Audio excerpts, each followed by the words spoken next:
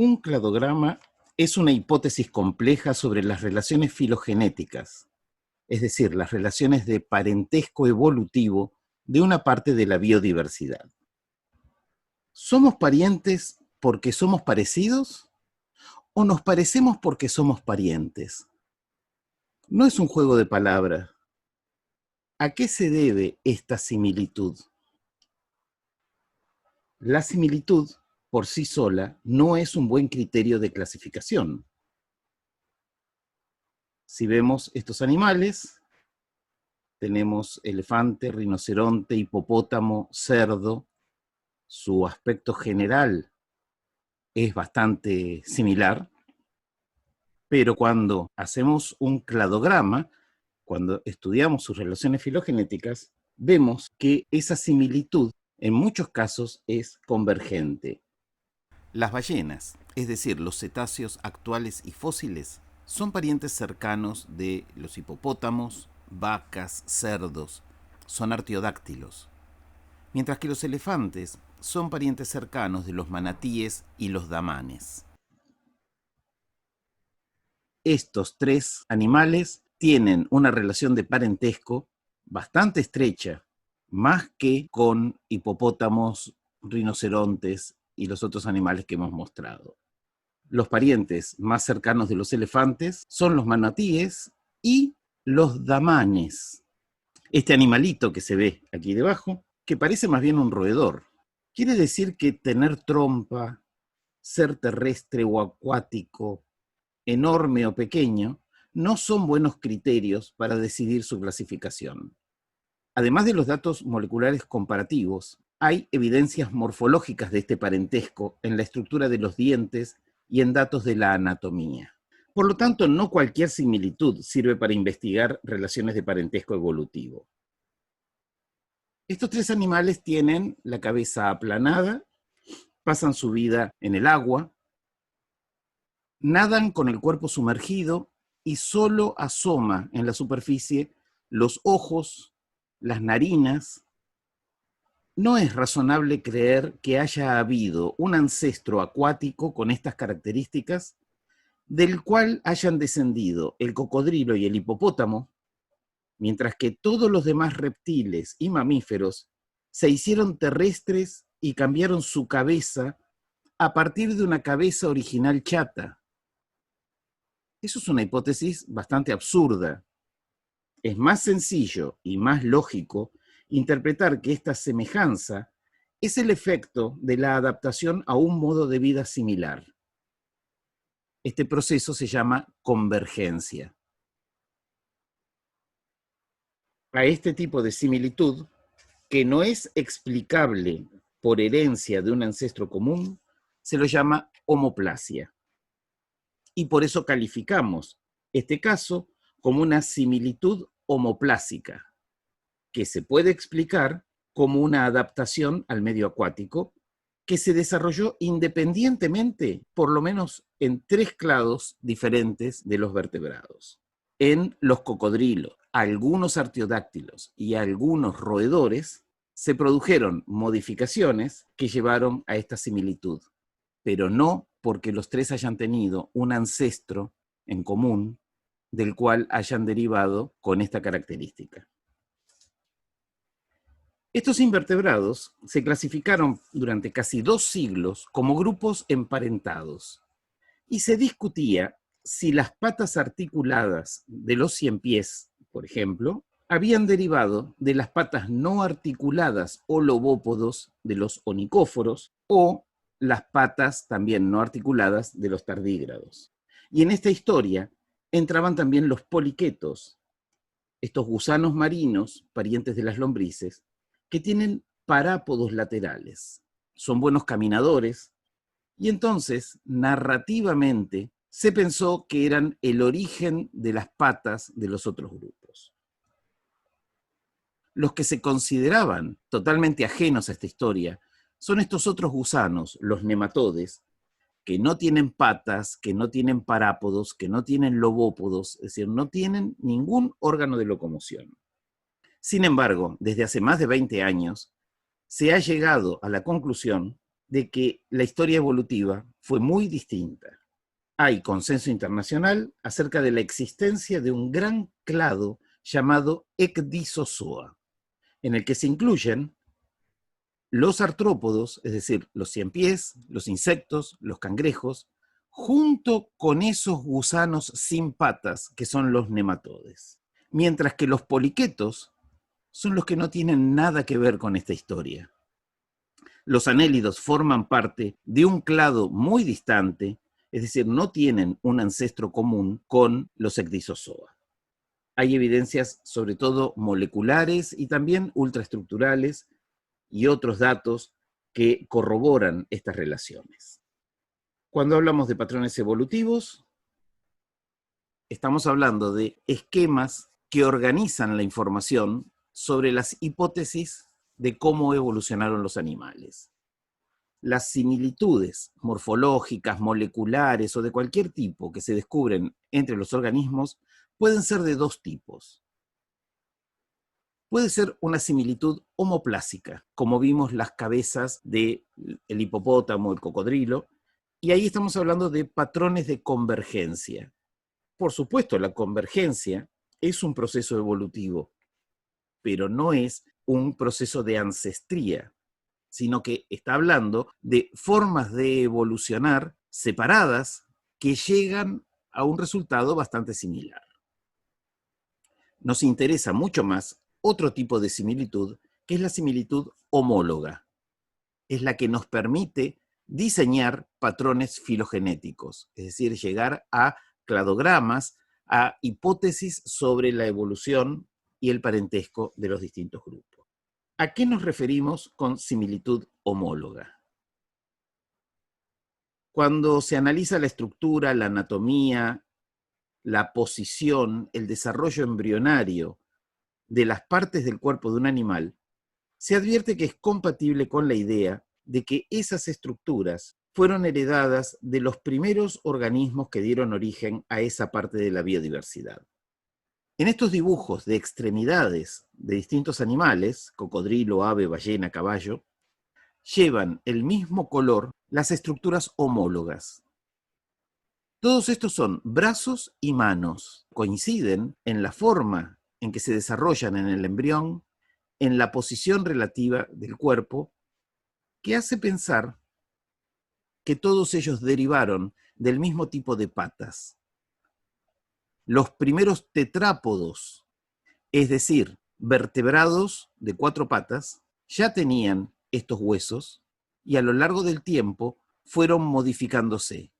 La mano se convirtió en aleta en el caso de la ballena, redujo la cantidad de dedos en el caballo hasta quedar un solo dedo, el dedo medio, o, como en el caso del murciélago, desarrolló dedos muy largos unidos por un patagio, es decir, por una membrana voladora, y así en cada uno de estos casos. A esto llamamos homología. A veces la detección de homologías es intuitiva y no genera dudas.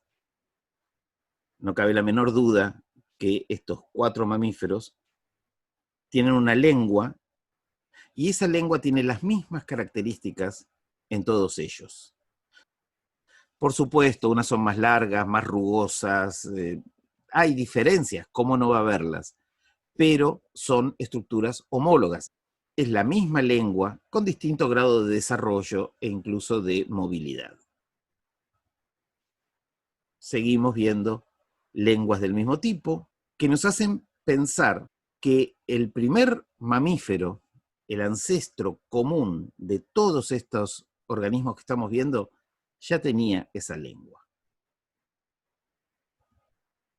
Estas lenguas, las lenguas de las aves, ¿son homólogas a la lengua de los mamíferos? La respuesta es sí, a través del estudio morfológico, ultraestructural, de desarrollo embrionario.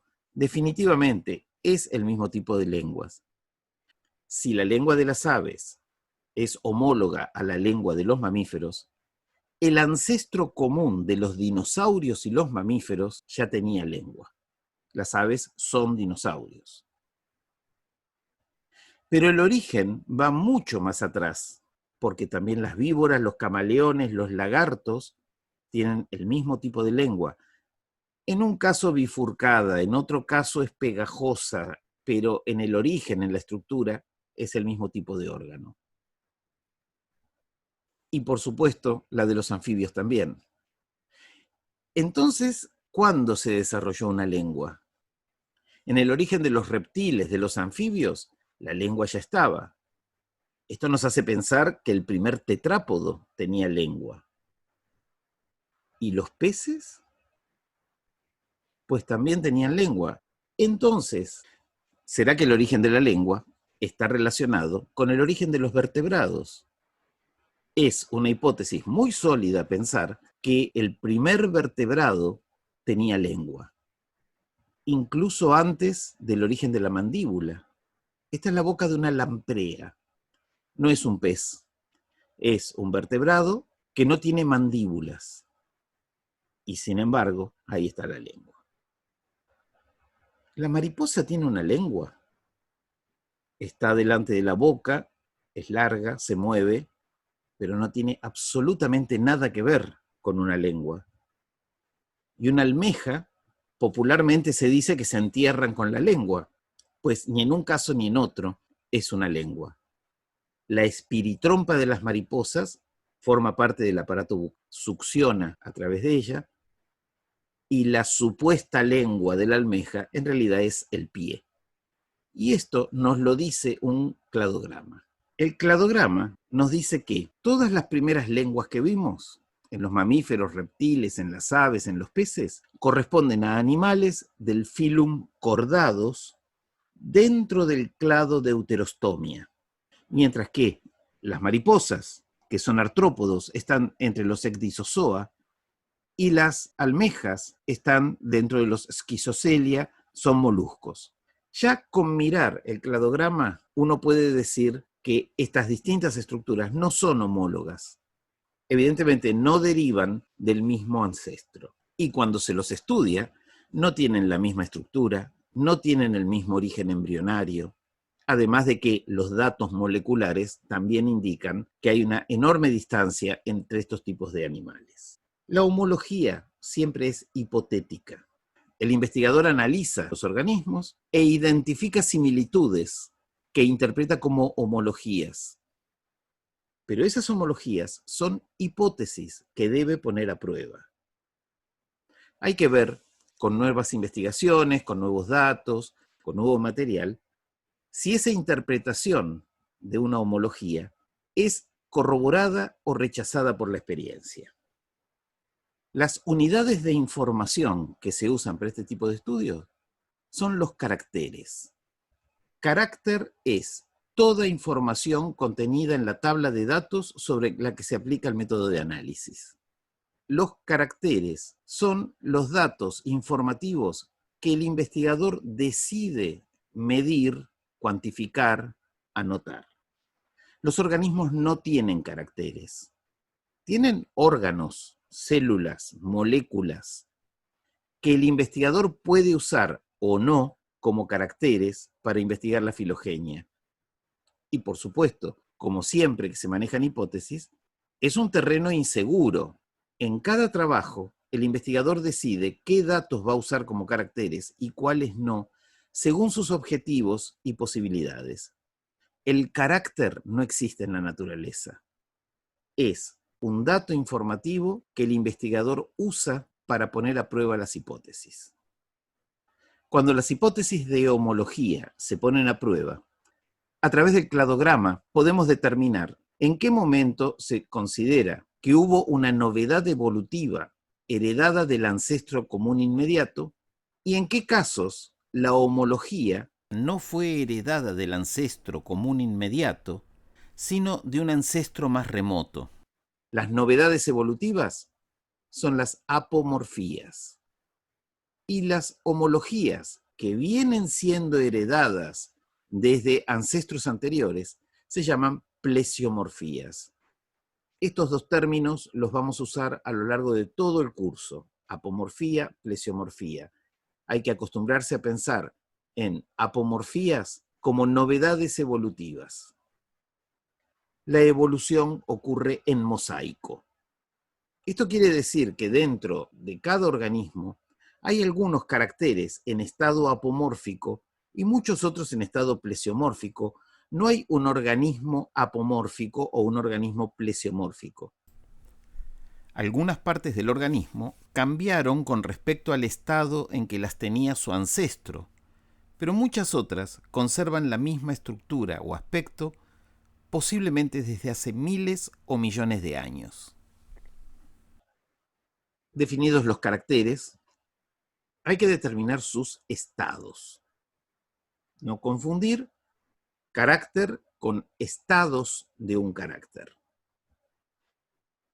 Los caracteres deben definirse de forma tal que permitan registrar variaciones informativas dentro del in-group y con los out-groups elegidos para cada investigación. Recordemos que in-group es el grupo de interés. Es aquel grupo del que queremos investigar sus relaciones internas. ¿Quiénes son parientes de quién dentro de ese grupo? Y los outgroups son los grupos externos con los cuales se comparan los estados de carácter. Estas variaciones, estos cambios de estado, se tienen que poder polarizar, identificando qué estado es apomórfico, sinónimo de derivado, es una novedad evolutiva, y qué estado es plesiomórfico, es decir, que conserva su aspecto ancestral, ha sido heredado sin cambios.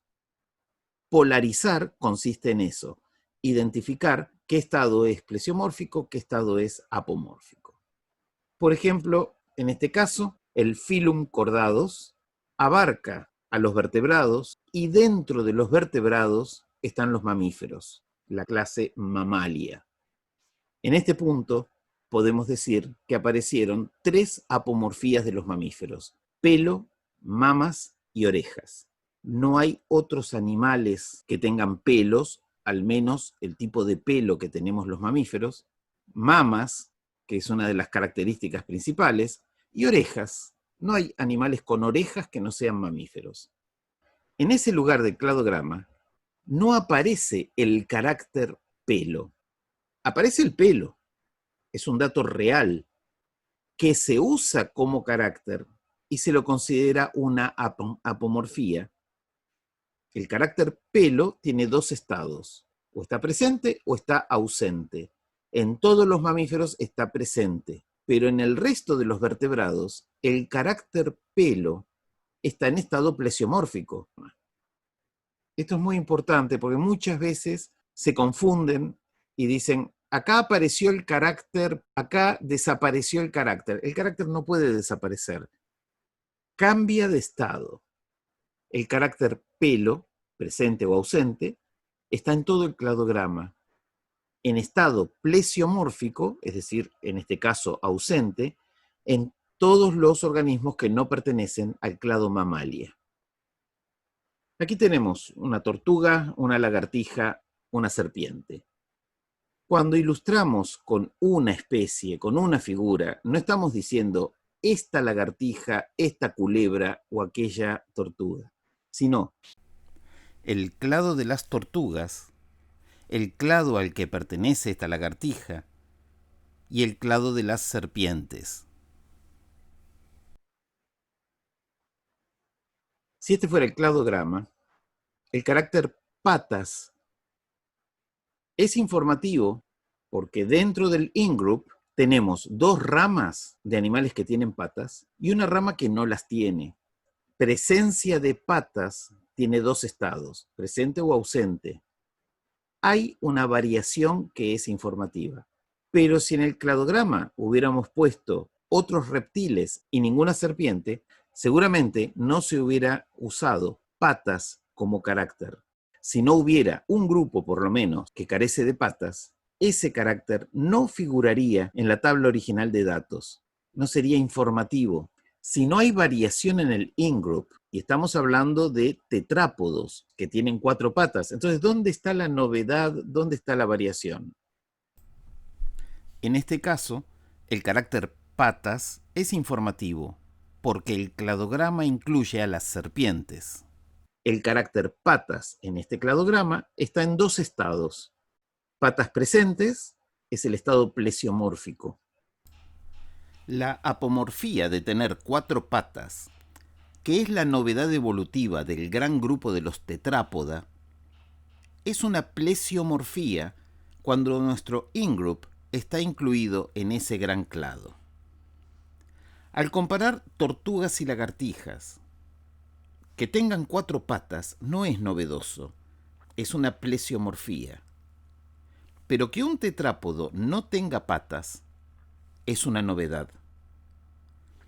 Es un nuevo paso evolutivo que el embrión de las serpientes tenga un desarrollo embrionario muy similar al de los otros reptiles, pero los mecanismos genéticos que controlan la morfogénesis del embrión bloqueen el desarrollo de las patas que empezaron a formarse hasta una etapa temprana. Que un tetrápodo no tenga patas es una apomorfía que refleja una novedad en el mecanismo de regulación del desarrollo. La apomorfía, por lo tanto, puede ser la aparición de determinados órganos o determinadas estructuras, o la pérdida o la modificación. Apomorfía se refiere a la novedad evolutiva. En este punto, desaparecieron las patas.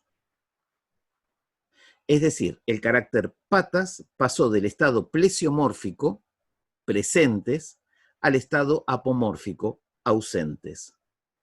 No desapareció el carácter, desaparecieron las patas. La interpretación de los caracteres y la determinación de si están en estado plesiomórfico o apomórfico depende del in-group que elijamos. Si quiero hacer un estudio sobre la filogenia de los simiiformes, es decir, del clado al que pertenecen el hombre, los chimpancés, el gorila y el orangután, la falta de cola es una novedad evolutiva. Está recuadrado en celeste mi in-group, los hominoides. Ninguno de ellos tiene cola. Comparo con el out-group, los cercopitecoides. Los monos del viejo mundo, todos tienen cola. Comparo con los cébidos, es el segundo out-group. Los cébidos todos tienen cola. La presencia de cola es el estado plesiomórfico. La falta de cola es el estado apomórfico. La falta de cola es una novedad evolutiva. Recuadrado en rojo está mi in-group.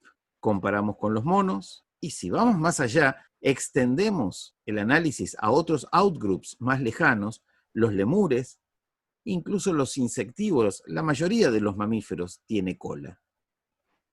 Ausencia de cola es una apomorfía, es una novedad. ¿Hay otros mamíferos que carezcan de cola?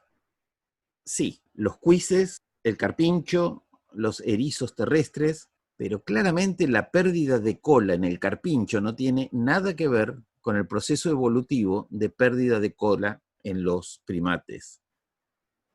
¿Qué pasa si en vez de estudiar todos los hominoides, nos restringimos a la familia Hominidae? Ahora nuestro in-group no incluye al orangután. Mi estudio se va a concentrar en hombres, chimpancés, gorilas. Hay un gorila de llanura y un gorila de montaña. Hay distintos grupos de chimpancés. Es decir, yo puedo refinar el estudio de las relaciones con un nivel de detalle mucho más allá que simplemente el estudio de las especies. ¿Qué pasa con la ausencia de cola? Ahora es plesiomórfica. Antes decíamos que era apomórfica porque estaba incluido el orangután. Entonces nos estábamos refiriendo al ancestro de hace 18 millones, 18.3 millones de años. El in-group incorporaba a todos los hominoides, de modo que la ausencia de cola estaba heredada del ancestro inmediato de todo el in-group. Cuando yo ajusto el estudio, reduzco el in-group a los homínidae, ahora mi out-group es el orangután. La ausencia de cola no deriva del ancestro inmediato de la familia Hominidae, sino del ancestro anterior. En vez de haber ocurrido hace 8 millones de años, según el cladograma, ocurrió hace 18 millones de años, porque los orangutanes también carecen de cola. ¿Qué ocurre si decido estudiar la filogenia de los monos, sin incluir a los simios, a los antropomorfos? Quiero trabajar con los cercopitecoides europeos y los cébidos sudamericanos. Acá tengo un problema conceptual. Estoy haciendo equivalentes a todos los monos por el hecho de tener cola. En este caso, el in-group, los monos sin los simios, es un grupo parafilético. No incluye a todos los descendientes del ancestro que habría vivido hace 42,9 millones de años. El ancestro de referencia no va a ser el de 30 millones de años, que sería el ancestro común entre hominoides y cercopitecoides, sino que tenemos que retroceder a 42 millones, 42,9 millones de años para encontrar un ancestro común entre los monos del Viejo Mundo y los monos de Sudamérica, es decir, del Nuevo Mundo. También es el ancestro de los hominoides, que no los hemos incluido en el estudio. Esto es mucho más común de lo que parece. Cuando se selecciona el in-group y uno estudia cierto tipo de gusanos o de insectos, es probable que esté dejando de lado muchos otros clados que derivan de los mismos ancestros que estamos estudiando. El ancestro nunca es identificable. La función del cladograma no es identificar de qué especie derivaron otras especies, sino argumentar sobre la cercanía o lejanía del parentesco entre los clados que el investigador incluyó en el in-group al planificar su proyecto de investigación. Si estoy estudiando cercopitecoides y cébidos, presencia de cola no es informativa. Todos tienen cola, y a su vez los lemures también y los insectívoros también. Sin embargo, todavía hay una información posible. Dentro del in-group, la cola nos muestra dos estados de carácter. Hay monos con cola prensil, que pueden sujetarse con la cola, incluso pueden colgarse de la cola, y monos donde no es prensil. No es casual que los monos sudamericanos tengan cola prensil. Es una apomorfía de este clado. ¿Hay una relación filogenética entre cébidos y cercopitecoides? Obviamente sí, pero hay que remontarse a 42,9 millones de años atrás para encontrar ese ancestro. En este caso, presencia de cola no puede ser un carácter. No da ninguna información que nos permita establecer alguna hipótesis de parentesco. Pero se puede definir un carácter cola prensil o no prensil. Nuevamente estamos ante dos estados de un carácter y esto sí puede aportarnos una apomorfía. Esto es un ejemplo de cómo el investigador no mide todo lo que se le ocurre para después ver qué sale de todo ese esfuerzo, sino que razona y prepara la selección de los organismos que va a estudiar, define cuál va a ser su in-group y en función del in-group selecciona los out-groups y aplica conocimiento y teoría para definir los caracteres que va a usar, de modo que sean realmente informativos.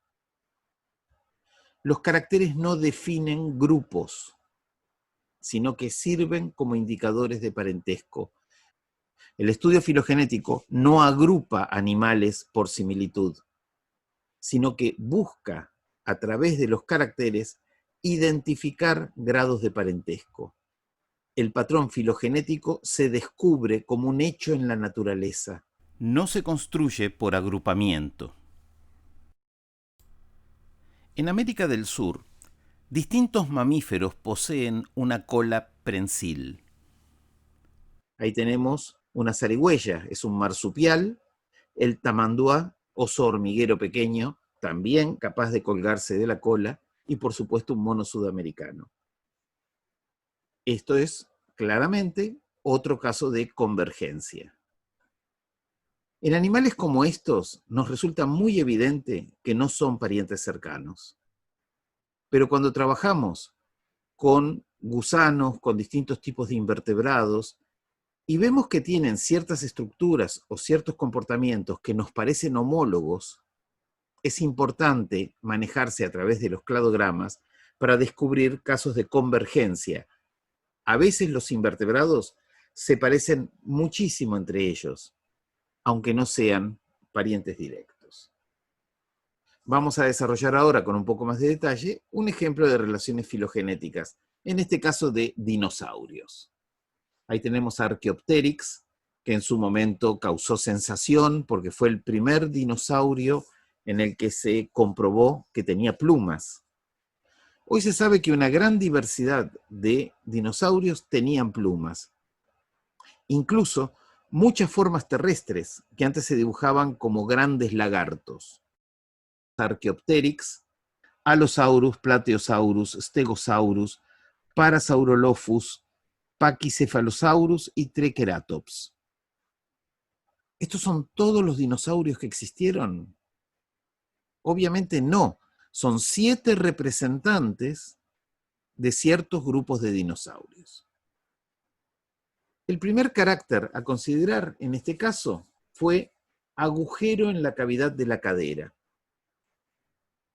La cadera de los 7 tiene ese orificio que no está presente en ningún otro tetrápodo.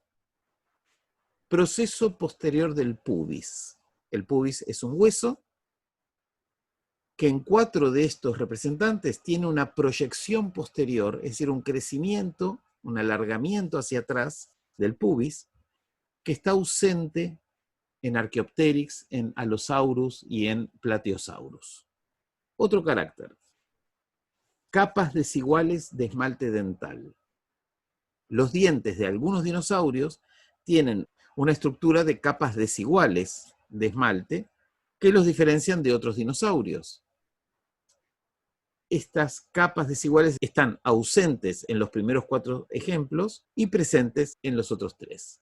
Carácter número 4, proyección plana en la nuca. Si vemos Triceratops, esta proyección que parece un estante y que también la tiene Pachycephalosaurus.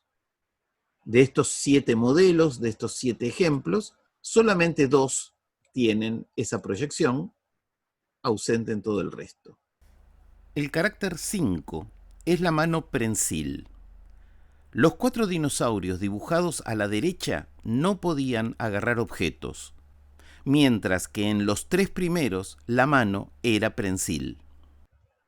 El carácter 6, la pata trasera con 3 dedos. Esto es característico de los primeros 2 y no del resto de los dinosaurios estudiados. Estos son los datos que se han tomado.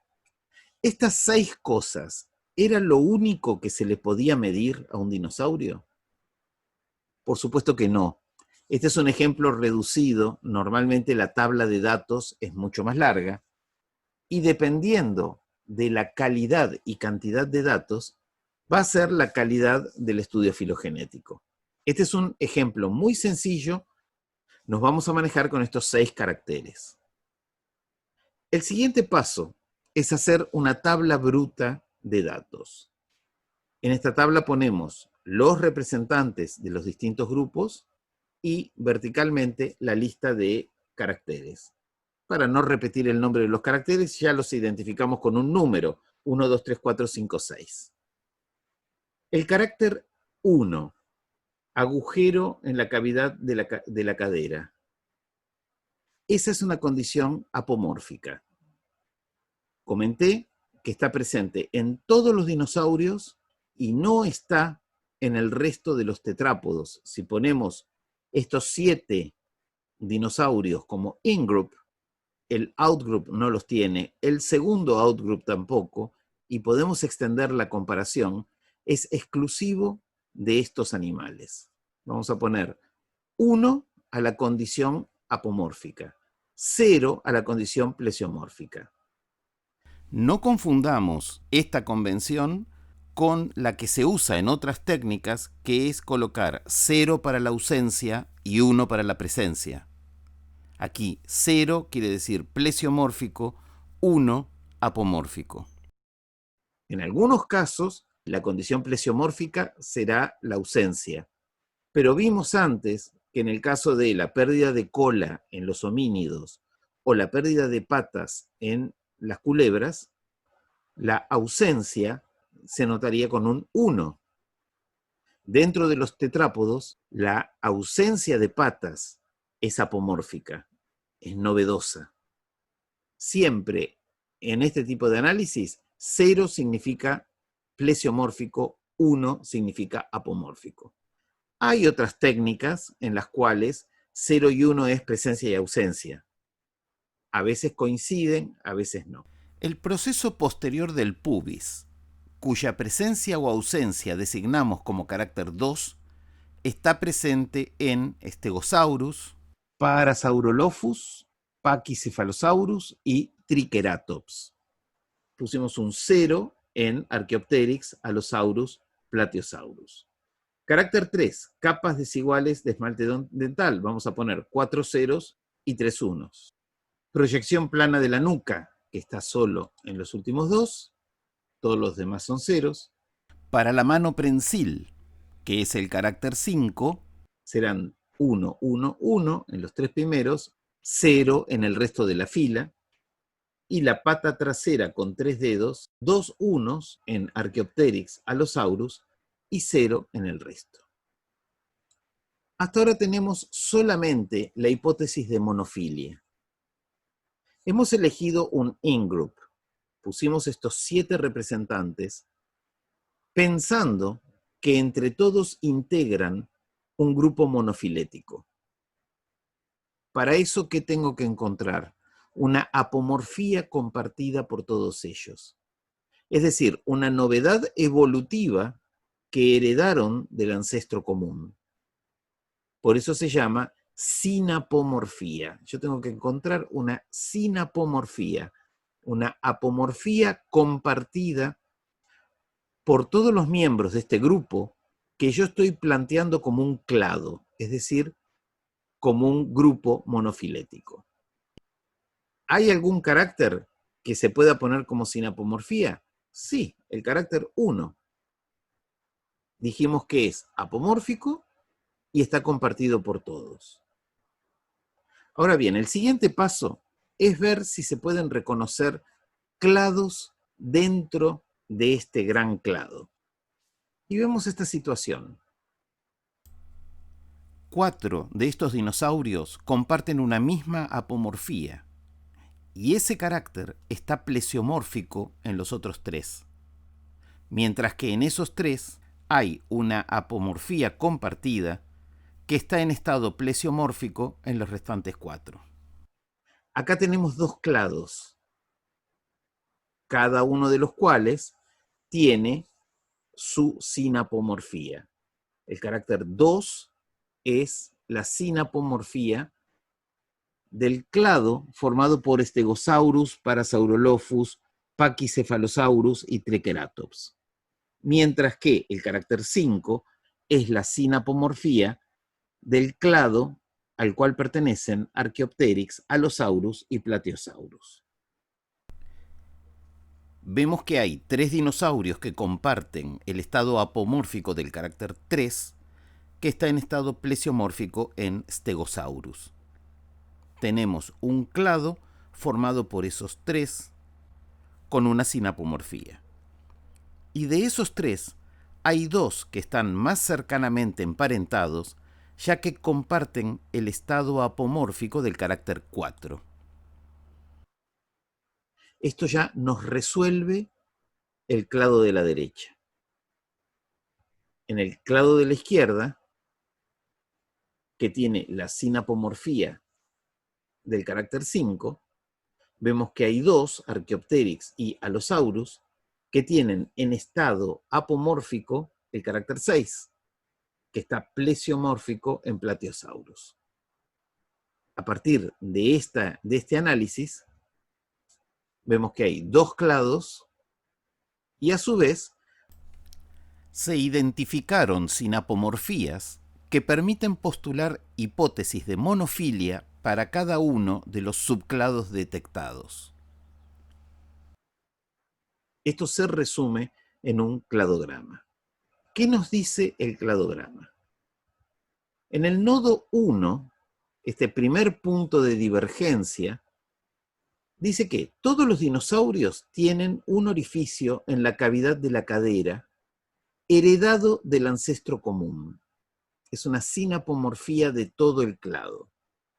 Ningún otro vertebrado de 4 patas tiene esta característica, por la cual las patas descienden por debajo de la cadera, de modo que los dinosaurios logran un andar erecto, en lugar del andar desparrancado de reptiles como las lagartijas y las tortugas. En otros reptiles, las patas salen lateralmente a la cadera. En los dinosaurios, salen hacia abajo. En el nodo 2, es característico de los Ornithischia, que es el nombre que recibe este clado del nodo 2 hacia arriba, tener una proyección del pubis dirigida hacia atrás, que habría estado desarrollada por el ancestro de todo este grupo.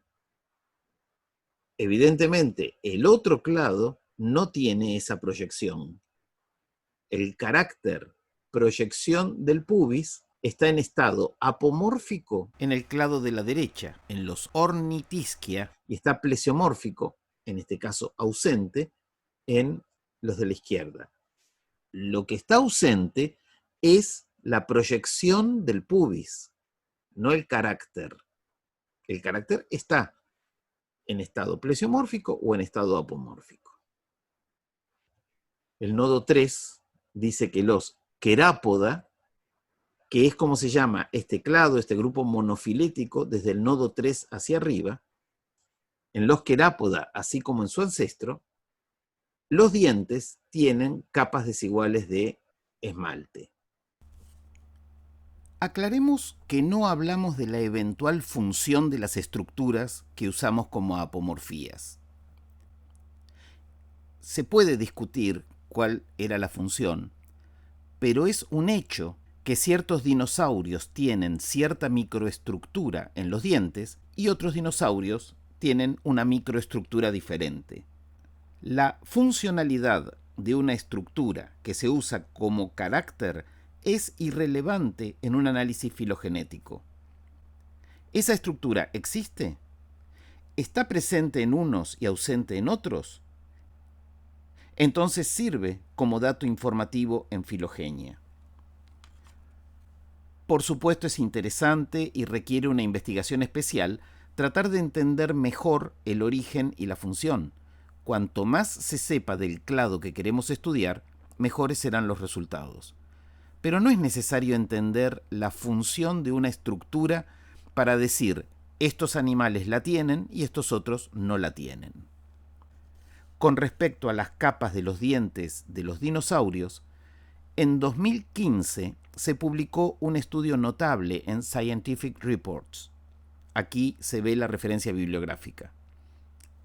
En este trabajo relacionan la falta de una capa de dentina en la zona de unión entre dentina y esmalte con el cambio de estrategia alimentaria al pasar de la dieta carnívora plesiomórfica en los dinosaurios a la dieta herbívora de los Ornithischia. Esta es la hipótesis funcional más reciente y está, por supuesto, abierta a la discusión de los especialistas. Pero mucho antes de 2015 se había planteado la existencia de estas diferencias y su utilidad en el análisis filogenético. Este trabajo reciente permite profundizar la discusión, pero no incide en el resultado del cladograma. En este cladograma, Wang y colaboradores en 2015 mostraron microfotografías tomadas con rayos X de un sincrotrón de alta energía. La capa gris superior es el esmalte dentario. La capa inferior, gris verdosa, es dentina. Y la capa intermedia, porosa, indicada con color verde, falta en el clado Ornithischia, que en nuestro ejemplo está representado por 4 géneros y aquí por 5. En el trabajo de Wang y colaboradores no incluyeron a Parasaurolophus, pero dispusieron de información sobre Edmontosaurus y Shantungosaurus, que son otros 2 géneros de Ornithischia. Y en el clado de la izquierda, llamado Saurischia, ningún género coincide con los 3 de nuestro ejemplo, que son Archaeopteryx, Allosaurus y Plateosaurus. Esto prueba la calidad del resultado, que no se refiere a un género determinado, que se tomó como referente, sino al clado que representa ese referente. Notemos de paso que para el cladograma de Wang y colaboradores de 2015, usaron como outgroup 2 géneros de cocodrilos, que no son dinosaurios. No tienen el orificio en la cavidad de la cadera, entre otras diferencias. Aquí el outgroup está representado por un cocodrilo actual, Caiman crocodilus, que es el caimán común de Colombia, Venezuela, norte de Brasil, y el género de cocodrilos fósiles Phytosaur. El carácter capa porosa, indicada con la sigla IGS entre la dentina y el esmalte, está en 2 estados, ausente en los Ornithischia, presente en los Saurischia. Como también está presente en los cocodrilos, se deduce que su aparición no se produjo en el primer dinosaurio, es decir, en el ancestro inmediato de ese gran clado, sino que se heredó de un ancestro anterior. Al menos viene desde el ancestro común de los Arcosauria. Por eso, la falta de la capa IGS en todos los Ornithischia se considera que es una de sus sinapomorfías. No necesariamente la única. Es la única que se incluyó en nuestra tabla original de datos, que podría haber sido más amplia. Volviendo al análisis del cladograma de nuestro ejemplo, el nodo 4 dice que el ancestro de los Marginocephalia desarrolla un reborde óseo como un estante en la parte posterior del cráneo. Estos nombres, Marginocephalia, Querápoda, Ornithischia, Dinosauria, responden a este esquema de parentescos.